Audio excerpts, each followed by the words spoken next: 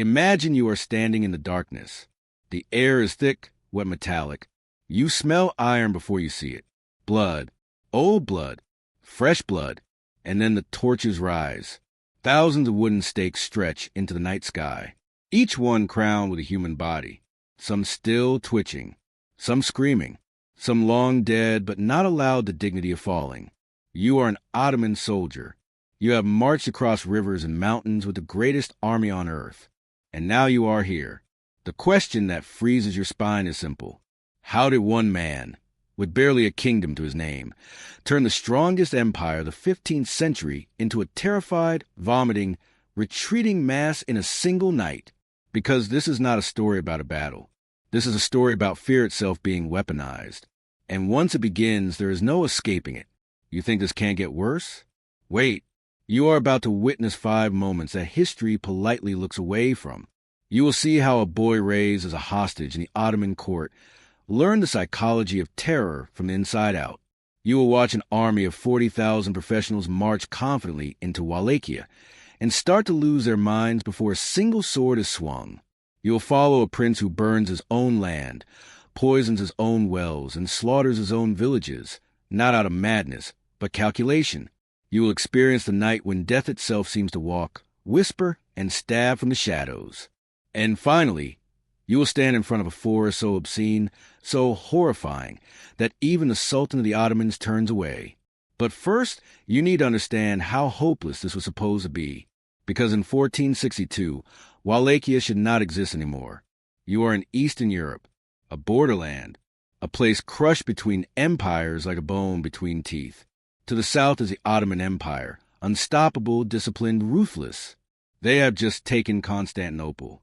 The city that stood for 1,000 years fell in 1453, and the world is still in shock. Sultan Mehmed II is not just a conqueror. He is a force of history. Young, brilliant, cold, hungry. To the north and west, Christian kingdoms bicker, betray, and hesitate. Hungary watches Wallachia not as an ally, but as a buffer, a disposable one. And Wallachia itself? Poor, small, thinly populated, ripped apart by internal betrayals, and feuding nobles called boyars who change sides the moment it benefits them. This is not a kingdom. It is a speed bump. And standing at the head of it is a man most people already think is a monster. Vlad III, later called Vlad Dracula, but feared in his lifetime as Vlad Tepes, the Impaler. But here's what history rarely tells you. Vlad does not start as a monster. He starts as prey. When Vlad is a child, his father, Vlad II Dracula, is forced into an impossible choice: submit to the Ottomans or be destroyed by them. So he sends his sons as hostages. Imagine this.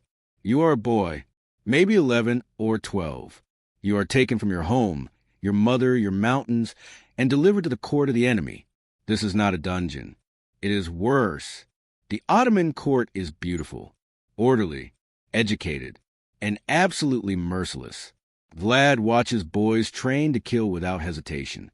He sees discipline enforced with pain.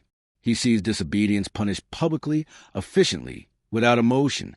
And most importantly, he learns how fear works. Because fear in the Ottoman system is not chaos. It is structure.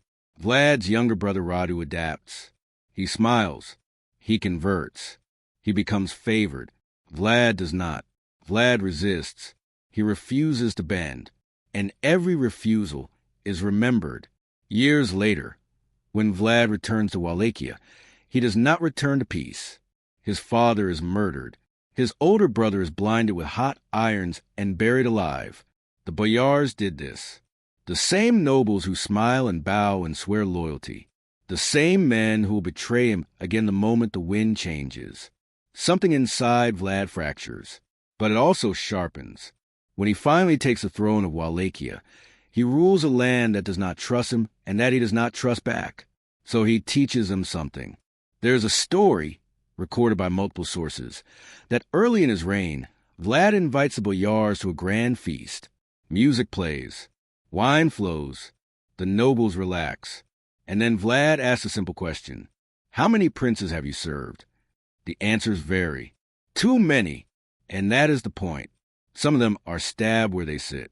Others are chained and march miles away to build a fortress until they collapse. This is not random cruelty. This is a message. Vlad is telling his country, you will obey, or you will end slowly. By the time Sultan Mehmed II looks north, Wallachia is already ruled by fear. But the Sultan believes fear belongs to him. And in 1462, Vlad makes a fatal decision. He stops paying tribute. No gold, no boys, no submission. Instead, he crosses the Danube in winter and massacres Ottoman garrisons. Entire villages of collaborators are erased. Heads are sent back. Messages written in blood. Mem does not rage. He plans. In the spring of 1462, the largest Ottoman army ever assembled against Wallachia begins to move. 40,000 soldiers, janissaries, sipahis, engineers, cavalry. Alongside them, tens of thousands of camp followers. This is not a raid. This is annihilation. Mehmed intends to remove Vlad from history, and Wallachia knows it. Villages empty. Church bells fall silent. Fields are abandoned. Vlad looks at his army. Fewer than 15,000 men. Many poorly armed. Many terrified. He knows he cannot win a conventional battle. So he does something that horrifies even his own commanders. He orders the land to die. Crops are burned. Wells are poisoned. Livestock slaughtered. Entire towns evacuated and destroyed. This is scorched earth warfare before the term exists. Ottoman soldiers march north and find nothing. No food, no shelter, no prisoners to question. Only smoke and silence. Then the disease starts. Dysentery, plague, fevers from rotting water. Men weaken. Horses die. And then the bodies begin to appear. Not buried, not hidden, displayed. Impaled corpses line roads. Hung upside down. Nailed to doors. Skinned. Beheaded. One Ottoman chronicler writes that men stopped sleeping. They stopped eating. They began to imagine movement in the trees. This is where Vlad's genius emerges, because he does not attack the army. He attacks the mind. Small units dressed in Ottoman clothing slip into camps at night. They speak Turkish. They give false orders. They stab sentries and vanish. No one knows who is real. A man screams in the dark. By the time torches are lit, there is nothing there, and then comes a plan that everyone tells Vlad is suicide. The night attack. Vlad intends to ride directly into the Ottoman camp and kill the Sultan himself, not defeat the army. Decapitate it. His officers beg him to reconsider. He ignores them.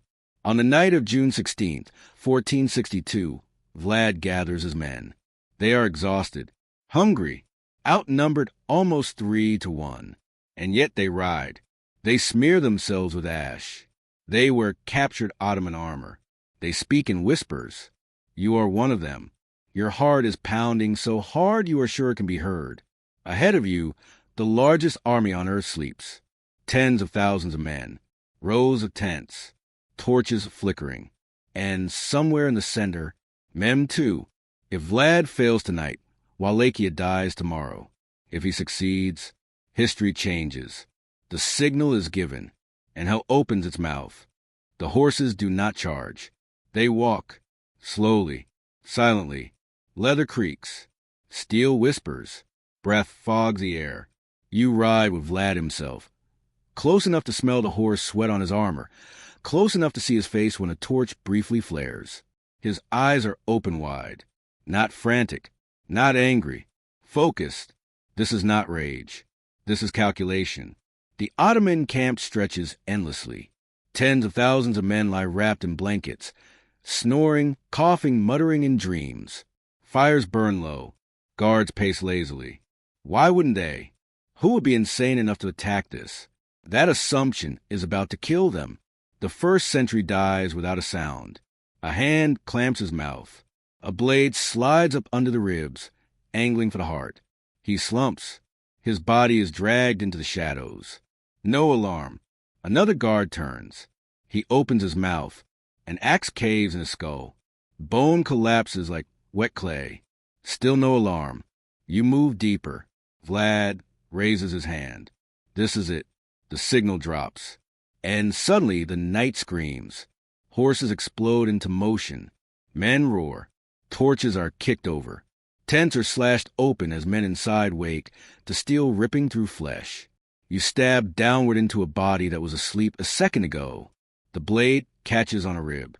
The man wakes just long enough to understand what's happening. And then he's gone. Fire spreads. Someone shouts in Turkish. Another voice screams contradictory orders. Someone yells that the Sultan is dead. Someone else yells that the Sultan is attacking. No one knows anything. That is the point.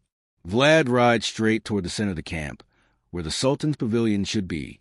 He has memorized the layout from scouts, from prisoners, from his own time in Ottoman service years earlier. He knows exactly where Mem sleeps. But chaos has no respect for maps. Janissaries pour from tents half-dressed, grabbing weapons, colliding with their own cavalry. Horses rear, trampling men. Flaming canvas collapses inward, cooking the wounded alive. A Wallachian rider next to you takes an arrow through the throat. He gurgles, blood spraying warm across your face. He falls, dragged beneath hooves. You do not stop. You cannot stop. If you stop, you die. A group of Ottoman cavalry charges toward you, then veers away at the last second, convinced you are allies. Their mistake cost them everything. Vlad's men crash into them from behind. Spears punch through backs. Swords split spines. One man is dragged from his saddle and beaten to death with a mace. This is not a battle line. This is slaughter in fragments. Somewhere nearby, a high-ranking Ottoman officer named Ishak Bey is jolted awake by the screams. He grabs a sword and runs outside, straight into a Wallachian blade that opens his stomach from hip to hip. His intestines spill into the dirt. He stares at them, confused before collapsing.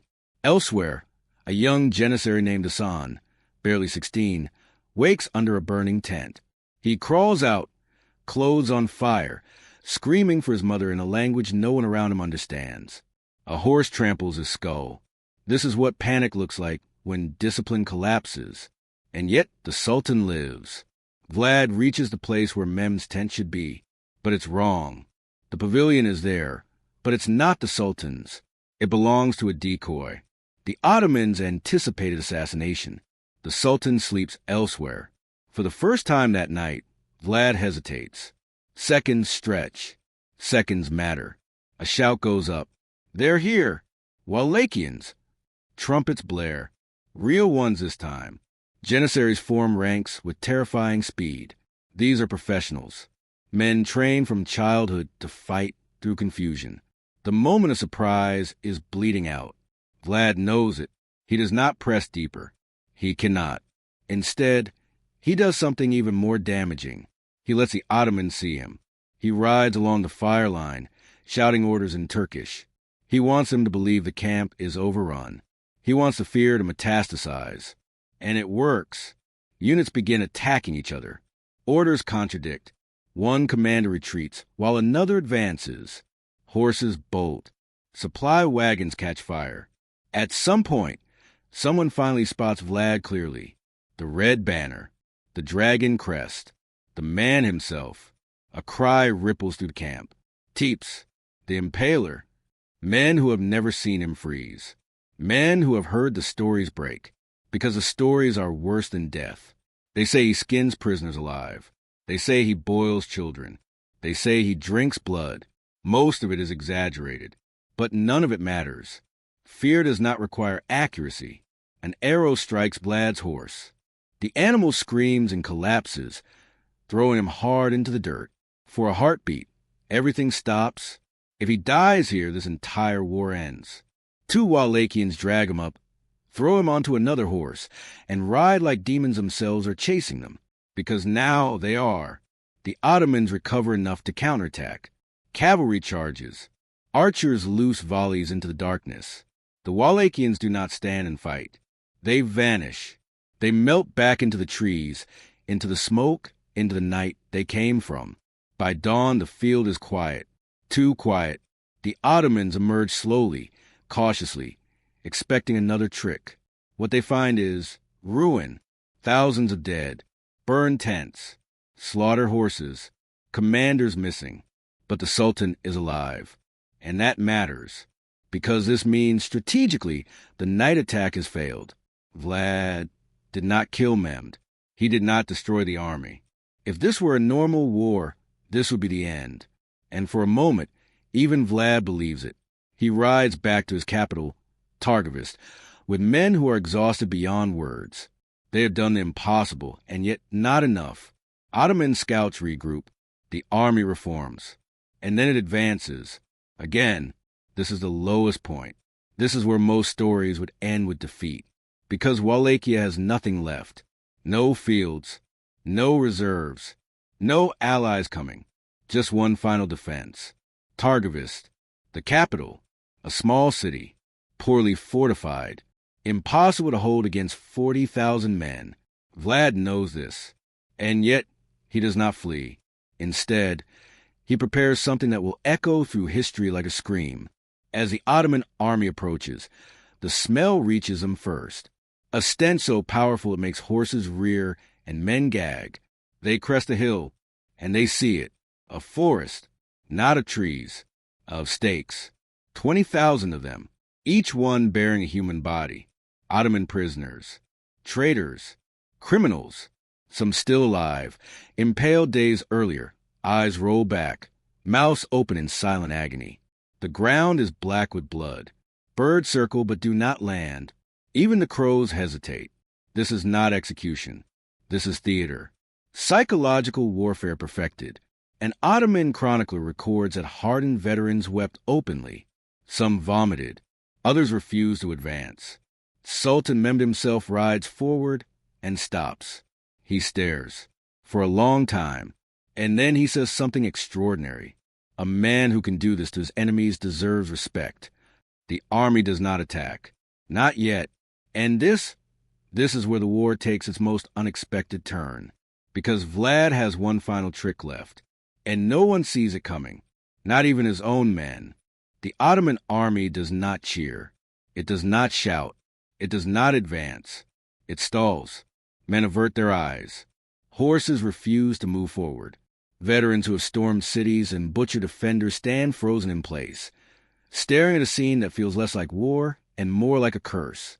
20,000 bodies, not buried, not burned, displayed. Some are dead. Many are not. A man impaled to the abdomen still breathes, shallow and wet. Each inhale a mistake his body can't stop making. Another twists slowly, the stake creaking as it exits his shoulder. Flies swarm faces that can no longer blink. The smell is unbearable. Sweet rot, feces, blood, infection. This is the forest of the impaled. And it does something no fortress ever could. It stops the Ottomans. Because armies are not machines. They are made of men. And men break. Mehmed II, conqueror of Constantinople, does not order an immediate assault. That alone is a victory.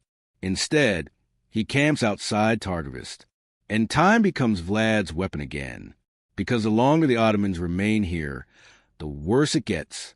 Supplies are low, disease spreads, morale collapses, and then people start disappearing. At night, again, Wallachian raiders slip into camp, kill isolated men, cut horses loose, poison food, leave mutilated bodies behind as messages. Not many. Just enough. Enough to make sleep impossible. An Ottoman soldier named Yusuf writes later that men began tying themselves together at night, so no one could be taken alone, that some prayed constantly, that others drank until they passed out just to escape the fear. This is no longer campaign. It is a nightmare with no waking. And then something unexpected happens. The boyars revolt, not against Vlad, against the Ottomans. Because fear has shifted. They have seen what Vlad does to traitors. They have seen what happens to collaborators. And suddenly, Ottoman gold doesn't feel worth it. Supply lines are attacked. Scouts vanish. Messages stop arriving. The Ottomans are blind in enemy territory. Mehmed makes a decision that shocks Europe. He withdraws. Not a full retreat, but a strategic pullback. He installs Vlad's brother Radu, soft-spoken, Ottoman-aligned, beloved by the court, as a rival ruler. The plan is simple: replace the monster with a puppet. But here's the part history whispers instead of shouting. Mehmed leaves Wallachia not because he can't conquer it, but because the cost is too high. Because every mile forward promises more forests of the dead, more nights of screaming, more men who will never sleep normally again. The Ottoman army marches south, and they do not sing. Vlad has not won, but he has not lost. And for a moment, just a moment, the impossible has happened. A minor prince has stared down the most powerful empire on earth and made it blink, but victory has a price. Vlad's allies abandon him. Hungary arrests him. Politics, as always, does what armies sometimes cannot. Vlad disappears into prison for years. Wallachia fractures. Radu takes the throne. And the Ottomans return later, stronger than ever. So here's the question. Was it worth it? Because Vlad's legacy is complicated. He saved Wallachia, temporarily, by turning himself into something history struggles to name. Hero? Monster? Both? The stories grow. The exaggerations multiply. Germans print pamphlets portraying him as a demon. Ottomans call him mad. Later centuries turn him into Dracula. But strip away the myths, and you find something colder. Vlad understood something terrifyingly modern. That fear spreads faster than steel. That terror is a force multiplier. That you do not need to kill everyone. Only enough in the right way. And that night attack, it didn't fail. It taught the Ottomans that even invincible armies have a breaking point. You now know the part most people never hear. Not the vampire, not the legend, but the psychology of how one man broke an empire's confidence with darkness, deception, and a single night of fire. And once you see it, you'll never look at warfare or fear the same way again. You think this is where the story ends. History textbooks quietly close the book here. The Ottomans withdraw. Vlad survives. Fade to legend. But that's a lie of convenience. Because the most disturbing part of this story happens after the armies leave, when the killing stops and the consequences begin. And this is where Vlad the Impaler becomes something far more unsettling than a battlefield commander. Because now, you're going to see what happens when fear outlives war. Imagine you are a Wallachian peasant returning home after the Ottoman withdrawal. You survived by running. You hid in forests. You ate bark and roots. You watched your fields burn from a distance. Now the enemy is gone. You walk back toward your village, expecting relief. Instead, you find silence. Houses collapsed. Wells fouled. Animals rotting where they fell. And outside the village, a single stake with a body, a Wallachian body. Because Vlad's terror never stopped at the enemy. It never could. That's the price of building power on fear. Once unleashed, it doesn't recognize borders. Here's the part most people miss. Vlad didn't just terrorize the Ottomans. He terrorized everyone. Merchants who cheated, boyars who hesitated, peasants who fled too early, priests who spoke against him. There's a documented case of a merchant complaining that Vlad seized his goods unfairly. Vlad invited him to court, listened patiently, then ordered him impaled for wasting the prince's time. Another story tells of beggars gathered for a feast. Vlad locked the doors and burned the building down, later saying he had ended poverty in Wallachia. Were these exaggerations? Some were, but enough were real to matter. Because fear works only if it's believable, and Vlad made sure it was. Now let's return to the Ottomans. You might think they forgot. They didn't. Ottoman military manuals after 1462 quietly include new protocols for night security, counter-deception, and camp discipline. More sentries, stricter passwords, immediate execution for false orders. Vlad changed how armies camped. That is his real legacy.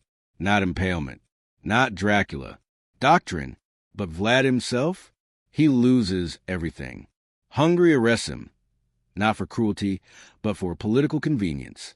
The same Christian powers that praise his resistance quietly lock him away once he becomes inconvenient. For years, he rots in captivity. The man who made an empire flinch is reduced to a bargaining chip. When he finally returns to power years later, it's brief, messy, and fatal. He dies in battle or assassination. Sources disagree. His head sent to Constantinople, preserved in honey. A final message. The Impaler is dead. So let's ask the uncomfortable question. Did Vlad win? If winning means survival, temporarily. If winning means independence, briefly. If winning means psychological victory, absolutely. Because after 1462, no Ottoman commander ever again treated Wallachia casually. They remembered. They always remembered. And now, step back. Forget Vlad. Forget Mehmed. Forget the stakes. This story is not about medieval cruelty. It's about something timeless. Because Vlad understood a truth that still governs warfare, politics, and power today. People fear loss of control more than death.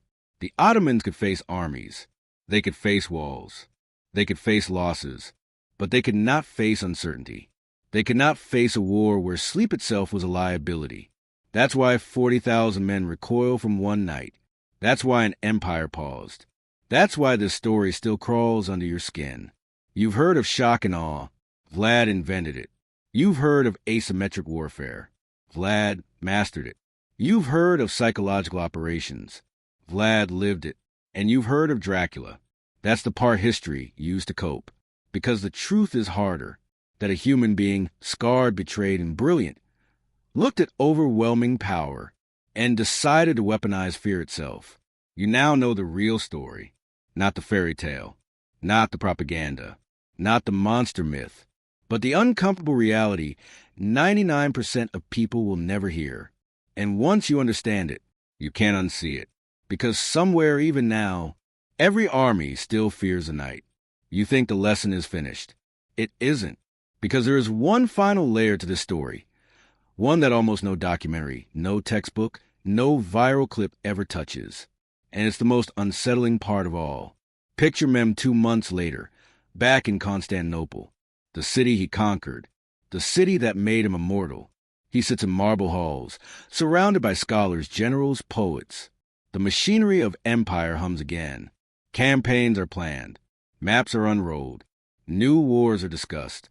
And yet, something has changed. Sources hint at it quietly. Mehmed begins sleeping in different rooms. His guard rotations become obsessive. He questions officers personally about night security. This is the man who shattered the walls of Constantinople. And yet, one minor prince from the forest of Wallachia has crawled into his instincts. That's the true measure of what happened in 1462. Not territory gained or lost, but confidence damaged. Empires can survive defeat. They struggle to survive doubt. Now, step even further back. Because Vlad didn't invent cruelty. The Ottomans impaled. The Mongols annihilated cities. The Crusaders stacked skulls. What Vlad did differently was cure horror. He staged it. He repeated it. He made it predictable in its unpredictability. And that is why it worked. Fear is strongest when it feels intentional, when it feels personal, when it feels like someone is watching you. That's why soldiers stopped sleeping. That's why veterans vomited at Târgoviște. That's why an army that outnumbered its enemy 3-1 hesitated. Vlad didn't just fight soldiers. He fought expectations. And here's the part that should make you uncomfortable. Vlad wasn't insane.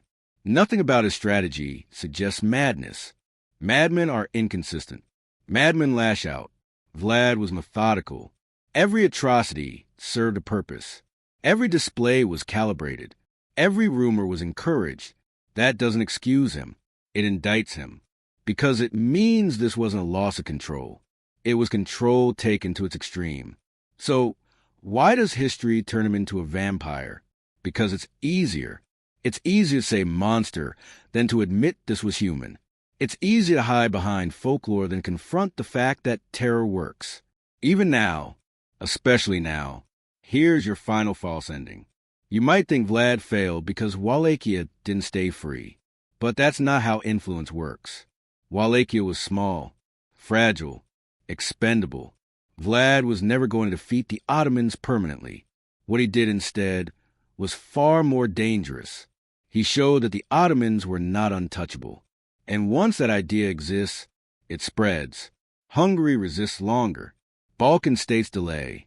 rebellion simmer. Empires don't collapse from one blow. They erode. And now, the last image, not a stake, not a battlefield, a story. Centuries later, in a completely different Europe, people still whisper his name, Dracula. They don't remember Mehmed's generals. They don't remember the troop numbers. They don't remember the treaties. They remember fear. That alone tells you who truly won the psychological war. So when you hear the phrase, Vlad the Impaler crushed 40,000 Ottomans in one night, understand what it really means. He didn't destroy them. He changed them. He made them cautious. He made them hesitate. He made them human. And that in warfare is sometimes more devastating than annihilation. You now carry a piece of forbidden history, the kind that doesn't glorify, doesn't comfort, doesn't resolve cleanly, the kind that forces you to sit with an uncomfortable truth, that one man, driven by trauma and clarity, learned how to weaponize the oldest instinct we have, and for one terrible, unforgettable moment, made an empire afraid of the dark. And that is the story history hopes you won't think about too long. But now you will, because you know it. And once you know it, the night is never just a night again.